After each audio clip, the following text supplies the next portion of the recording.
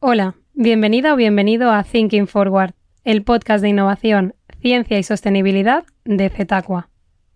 Se acerca la Navidad y no queríamos acabar el año sin tratar uno de los temas que ha marcado los últimos meses y ha dejado una huella imborrable en nuestros paisajes y territorios. Sí, hablamos de la sequía. La falta de lluvias persiste y no es suficiente para revertir la situación actual a corto plazo. La sequía ocupa cada vez más titulares y es una realidad tangible en muchos puntos del país, donde las restricciones impuestas por este fenómeno son una preocupación real y un desafío que afecta a nuestro entorno y a nuestras vidas. ¿Quieres saber más? Pues sube el volumen y quédate a escuchar este nuevo episodio. Esto es Thinking Forward. Empezamos.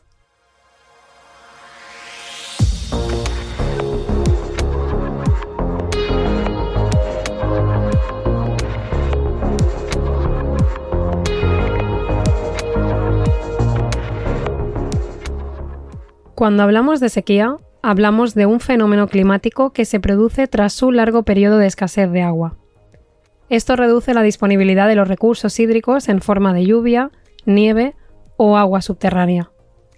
Como os podéis imaginar, este hecho tiene efectos significativos en el medio ambiente a través de incendios forestales, en la agricultura, en los ecosistemas acuáticos, en la gestión del agua y, en general, en el día a día de las personas.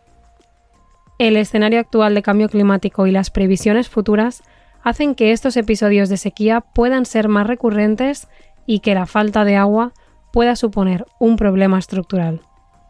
En el episodio de hoy trataremos con más detalle este concepto. Nuestro primer invitado es Rubén del Campo, técnico de meteorología en AEMET. Hola Rubén, gracias por participar en este nuevo episodio. Gracias a vosotros por la invitación. Cuéntanos, ¿cómo ha cambiado la frecuencia y severidad de las sequías en relación con el cambio climático en los últimos años y qué se espera para el futuro? Bueno, pues a tenor de los estudios recopilados por el IPCC en la región en la que se encuentra nuestro país, en la región mediterránea, las sequías han aumentado como consecuencia del cambio climático. Y más específicamente en la península ibérica, estas sequías son ahora más largas, es decir, presentan periodos más largos de duración. Llueven durante menos tiempo en estas zonas del sur de la península ibérica y los pronósticos, o mejor dicho, las proyecciones climáticas para las próximas décadas hablan de una intensificación de este fenómeno. Es decir, vamos hacia sequías más largas y también más intensas. Y te planteo otra pregunta. ¿Qué estudios o investigaciones se están realizando para mejorar nuestra comprensión de las sequías y su vínculo con el clima?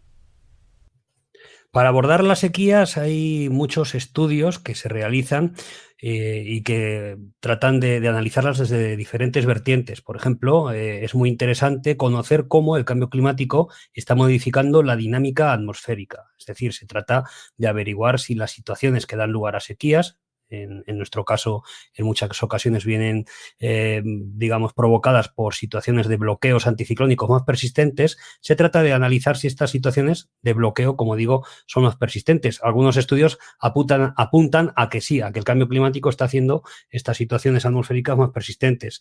Por otro lado, también se analiza desde el punto de vista de las temperaturas, porque es importante tener en cuenta que aunque un periodo seco pueda durar lo mismo ahora que hace, por ejemplo, 40 o 50 años, el estrés hídrico es mayor, porque las temperaturas son más altas y por lo tanto hay más evaporación. Es decir, otra vertiente de estudio se centra en analizar cómo una sequía de similares características en cuanto a falta de lluvias a las que podría haber hace 4 o 5 décadas, pues ahora son más intensas por esas temperaturas más elevadas.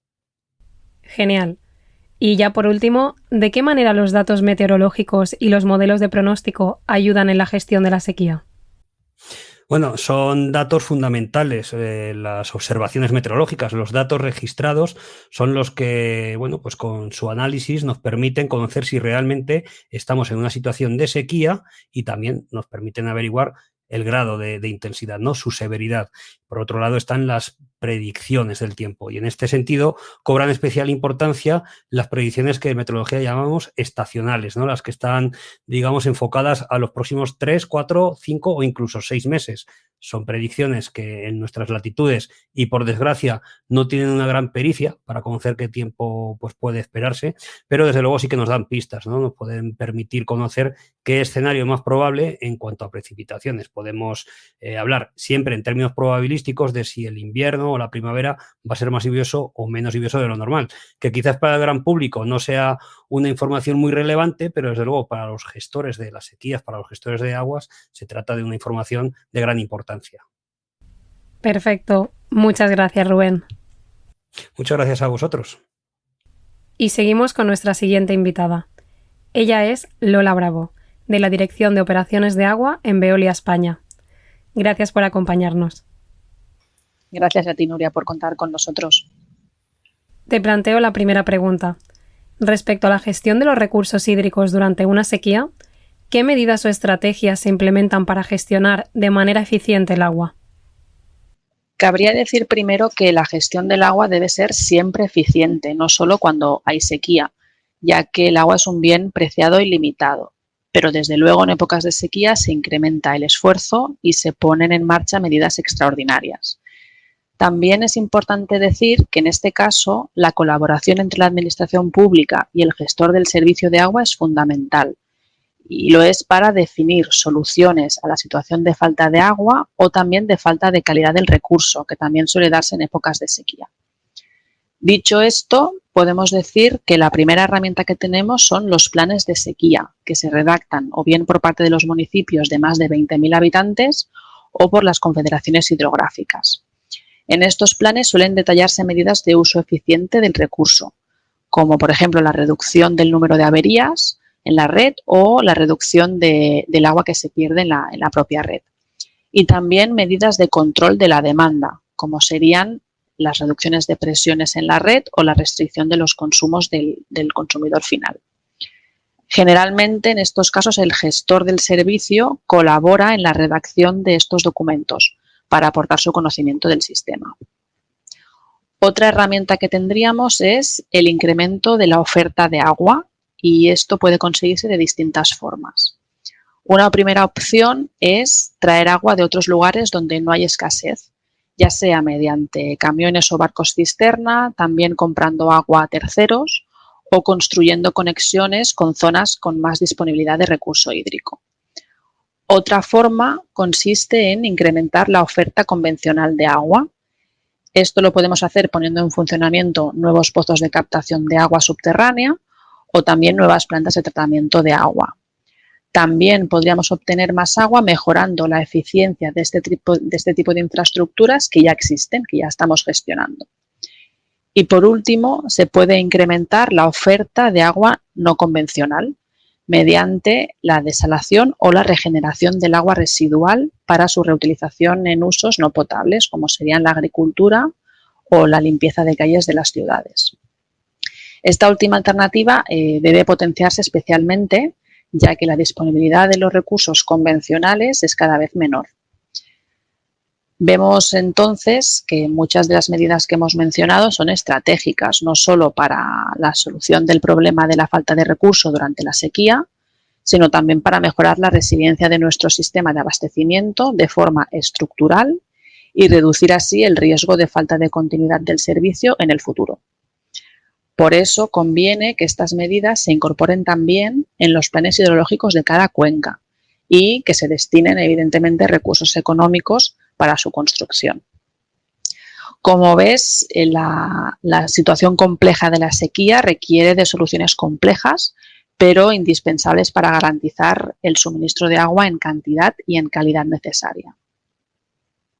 Y en una situación así, ¿cómo se coordinan las operaciones de agua con otros actores, como agricultores, industrias o comunidades?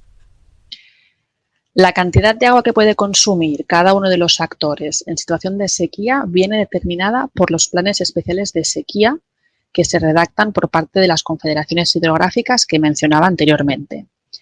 Vamos a ver cómo se hace todo este proceso. Primero, Cada cuenca se divide a su vez en unidades territoriales de escasez, que llamamos UTEs.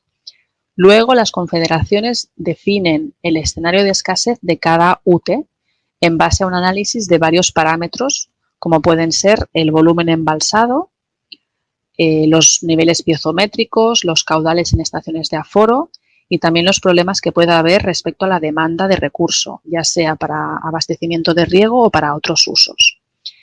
En base a este análisis se determina el escenario de escasez de cada UTE, que estos escenarios pueden ser de normalidad, prealerta, alerta o emergencia. Entonces, cada uno de estos escenarios conlleva la implementación de medidas de mitigación, como podrían ser la restricción de consumo para cada uno de estos distintos usos que mencionabas. Veamos un ejemplo que lo veremos más claramente. Si nos fijamos en el Plan Especial de Sequía de las Cuencas Internas de Cataluña, que es gestionado por la Agencia Catalana del Agua, en este plan se determinan las restricciones y prohibiciones para todos los tipos de uso. Por ejemplo, si una UTE está en estado de excepcionalidad, el uso para riego agrícola deberá reducirse en un 40% y el uso industrial en un 15%. Asimismo, los volúmenes entregados para el abastecimiento de la población no pueden superar una dotación máxima de 230 litros por habitante y día. Toda esta información, además, está disponible online de una forma interactiva en el visor de la sequía de la Agencia Catalana del Agua. Este esquema, digamos, que sería replicable para cada una de las cuencas hidrográficas y tendrían estas definiciones y pondrían a disposición estos usos restringidos. Muchas gracias, Lola. Y ahora, para hablar sobre cómo afecta la sequía a la agricultura, contamos con dos invitados. Ellos son Javier Martínez, gerente de Agbar Agricultura, y Alberto Hervás, responsable técnico de la Unidad Sindical de Usuarios del Júcar. Hola, Javier. Gracias por estar aquí hoy. Hola, buenas. Gracias a vosotros. La primera pregunta es para ti y es ¿cuáles son los principales desafíos que enfrenta la agricultura durante un periodo de sequía? Pues mira, Nuria, aquí al final el agua, obviamente, bueno, pues estamos todos actualmente alarmados, ¿no?, por estas grandes problemáticas que nos está generando a nivel de consumo humano, de agua potable, etcétera. Pero en agricultura, pues es una de las actividades donde más agua se utiliza para producir alimentos. O sea, la agricultura es una consumidora de agua importante que utilizamos para producir pues la comida que necesitamos, ¿no? No es que se gaste, sino que la utilizamos en producir comida.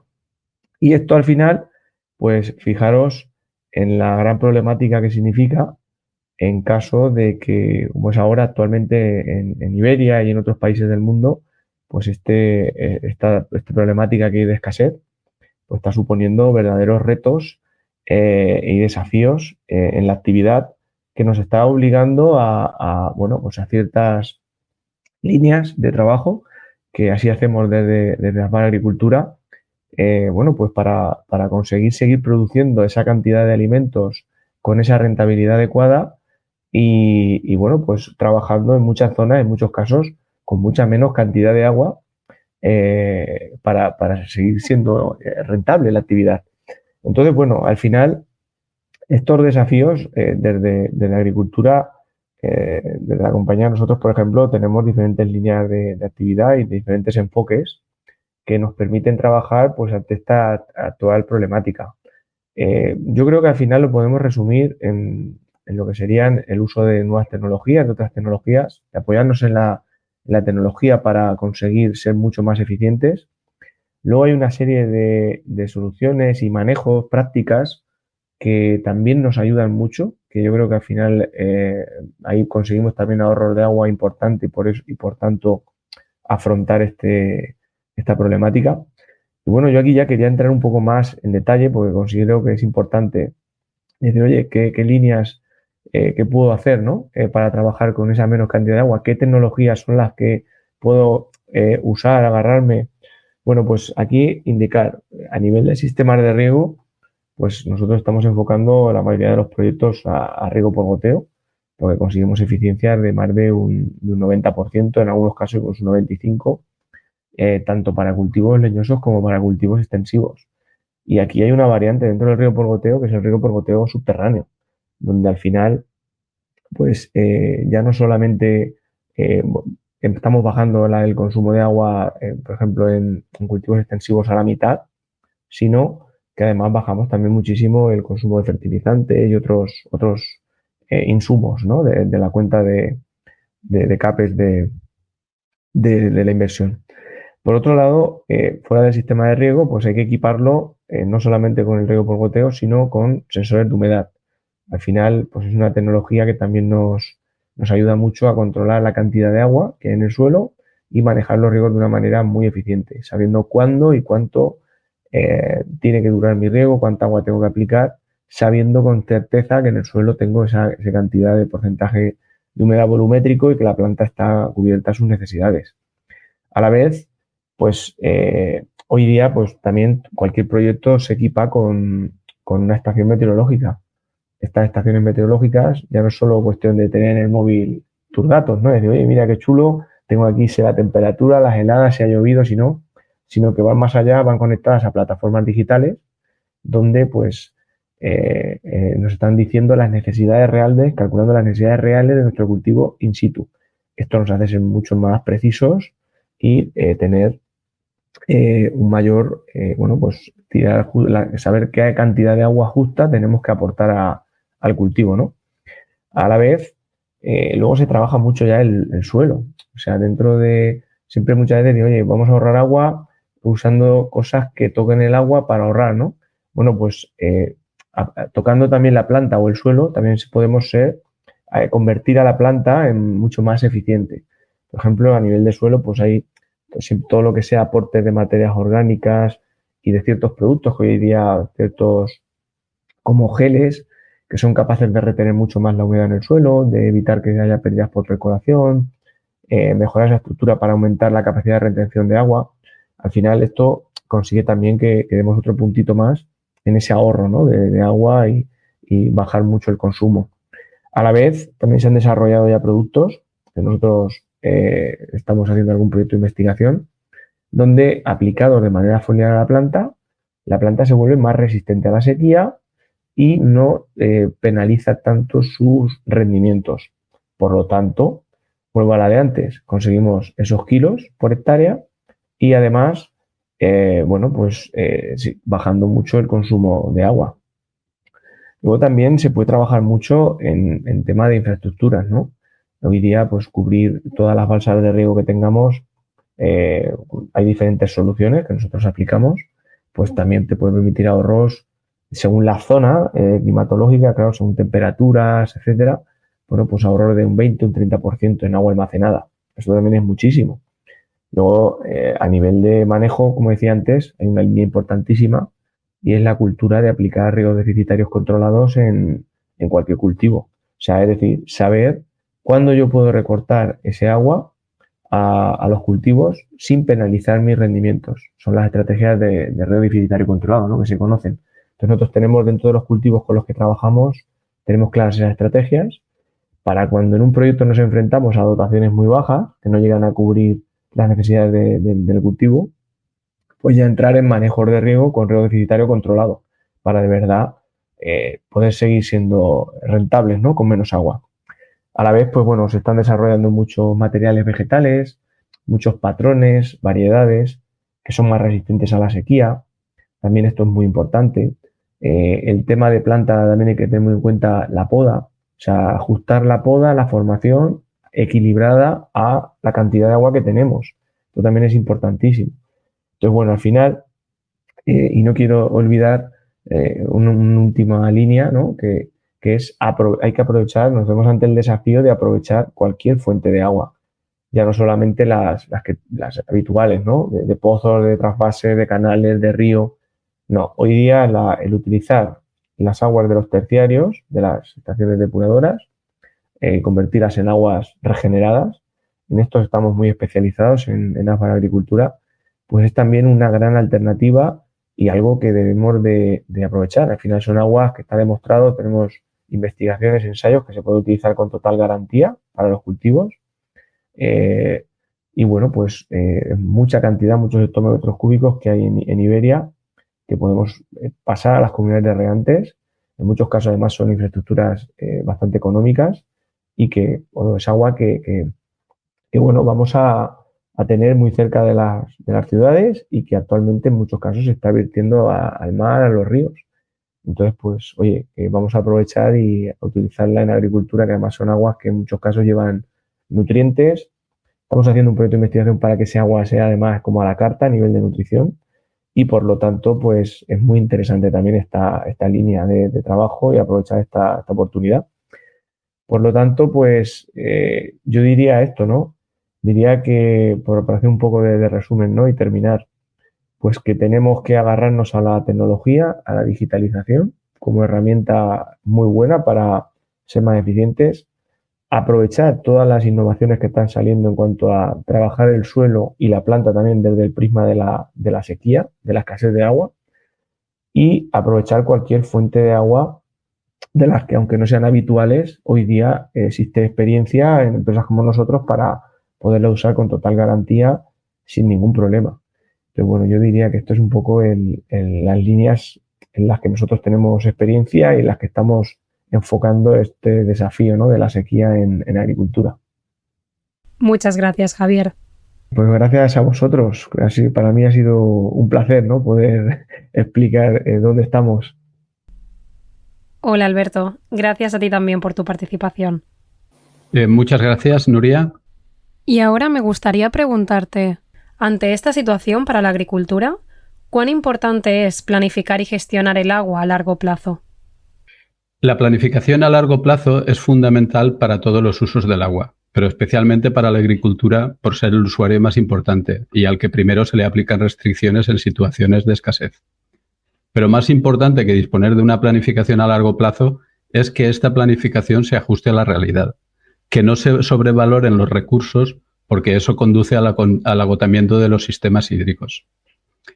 El primer plan hidrológico del Júcar, aprobado en el año 98, sobrevaloraba los recursos disponibles en un 50% y planteaba una serie de demandas con estos recursos. De haberse materializado estas nuevas demandas, se hubiese llevado el sistema al agotamiento permanente. Por otro lado, la planificación sin una adecuada gestión del uso del agua del día a día resulta insuficiente. La gestión del día a día es la que permite ajustar los consumos a las necesidades y, en consecuencia, disponer de más o menos agua para los años siguientes. Hay que ajustar los consumos a las necesidades y no consumir lo que no se necesita, aunque se tenga derecho por tener una concesión. Este tiene que ser el objetivo de la gestión: consumir lo estrictamente necesario y guardar para el futuro lo que no se necesite. Por ejemplo, los regadíos tradicionales del Júcar hemos ahorrado en los últimos 5 años el equivalente al 50% de las necesidades de un año. Este agua está en los embalses y nos permite afrontar las próximas campañas con más recursos. En resumen, la garantía del suministro depende en gran medida de una buena planificación a largo plazo y de una buena gestión del día a día. Esta es la mejor manera de minimizar la incidencia y los efectos de las sequías. Pues muchas gracias, Alberto. A ti y a quienes habéis participado en este episodio. Al final la sequía es un tema complejo, pero es importante que conozcamos las causas, qué se está haciendo para mitigar su impacto y, si más no, estar al día de esta problemática, ¿no? de este desafío al que sin duda debemos hacer frente.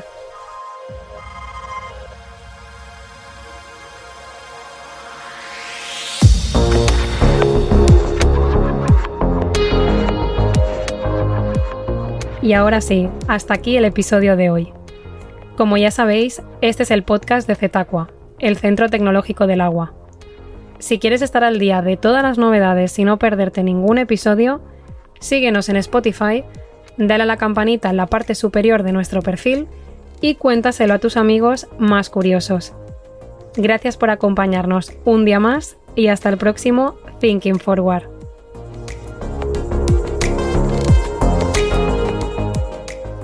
Ah, y una última cosa. Os deseamos felices fiestas y un próspero año nuevo. Ahora sí, hasta la próxima.